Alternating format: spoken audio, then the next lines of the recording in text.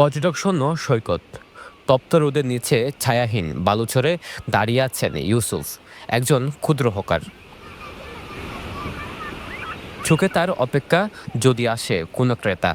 সারাদিন রোজার ক্লান্তিও যেন তাকে থামাতে পারেনি, কারণ তার সামনে এখন সবচেয়ে বড় চ্যালেঞ্জ ঘরের প্রয়োজন মেটাতে অর্থ জোগাড় করা। কিন্তু সৈকতে নেই পর্যটকের ভিড়, নেই আগের মতো কেনাবেচা। সারাদিন ঘুরেও ইউসুফের আয় হয়েছে মাত্র 200 টাকা। অথচ অন্য সময় এই সৈকত থেকে তার প্রতিদিন আয় হতো 1000 টাকারও বেশি। 200 টাকা। আগে কত? আগে এমনি লোকজন থাকলে 2-3 হাজার এরকম হইতো, কিন্তু এখন রমজান মাসে তো লোকজন নাই। সংসার চলছে আগের জমানো টাকায়, তবুও দিন দিন সেই সঞ্চয় ফুরিয়ে আসছে।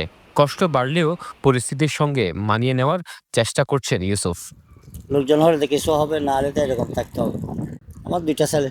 না, আগে যা বিক্রি করছিলাম কিছু বাজার সাজার করে রাখছিলাম আর কি।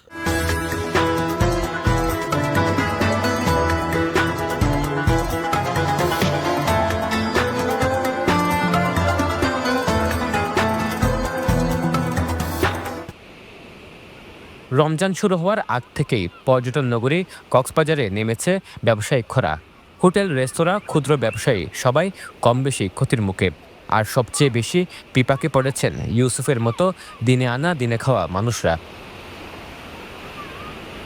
সরোয়ার সাকিব, পেনুয়া নিউজ।